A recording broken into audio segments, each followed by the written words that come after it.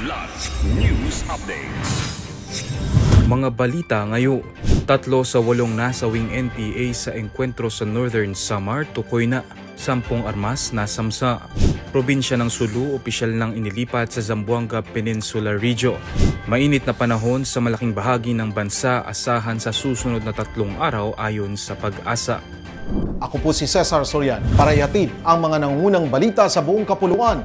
Ngayon, tukoy na ang pagkakakilanlan ng 3 sa 8 miyembro ng New People's Army o NPA na nasawi sa magkasunod na engkwentro sa Las Navas, Northern Samar, kamakayla. Sa tulong ng isang dating rebelde, nakilala ang mga labi ni Richard Humadiao alias Joban, Communist Leader Sub-Regional Guerrilla Unit SRGU EVRPC, alias Berbon Vice Squad Leader Independent Squad RGU, at Jinky Senobio alias Sinag, miyembro ng Squad 1 RGU EVRPC. Ayon sa 8th Infantry Division, sangkot ang grupo ni Humadiao sa mga insidente ng pang-aambush, pangingikil at panlilinlang sa mga sibilyan sa Northern Samar. Samantala, umakyat na sa 10 ang bilang ng armas na narecover ng militar sa naganap na engkwentro matapos makuha ang isang K3 light machine gun at M16 rifle. Nanawagan naman si 8ID Commander Major General Adonis Ariel Orio sa mga nalalabing miyembro na magbalik loob at piliin ang kapayapaan.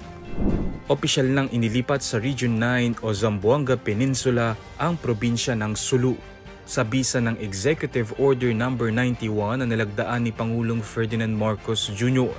Nangangahulugan itong hindi na bahagi ng Bangsamoro Autonomous Region in Muslim Mindanao o BARM ang Sulu, alinsunod sa ibinabang desisyon ng Korte Suprema. Sa nasabing EO, magkakaroon ng transition period sa klawang fiscal year 2025 para asikasuhin ng pamahalaang panlalawigan ng Sulu, kasama ang bawat LGUs at national government agencies, ang phased and seamless transition. Isang Technical Working Group o TWG din ang binuo para mag-monitor sa implementasyon ng desisyon ng SC. Samantala, sa pamamagitan ng isang statement, sinabi ng Bangsamoro government na iginagalang nito ang nasabing kautusan.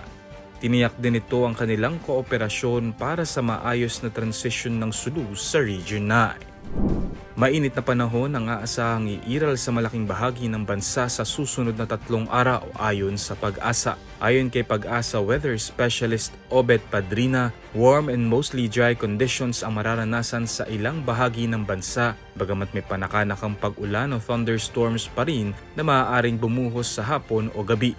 Maliit umano ang tsansa na mag-develop ang isang tropical cyclone sa loob ng Philippine Area of Responsibility o PAR sa susunod na 2 hanggang 3 araw. Sa Huwebes, Agosto 7, binabantayan ng Pag-asa ang posibleng mamuong low pressure area o LPA sa silangan ng Luzon na maaaring magdala ng pag-ulan sa Bicol at Eastern Visayas. Mananatili naman ang epekto ng southwest monsoon o habagat sa extreme northern Luzon sa mga susunod na araw. Para sa Kidlat News Channel, ako si Renzel Linon, nag-uula. ako po si Cesar Soriano, kasama nyo sa bawat pagputo ng balita.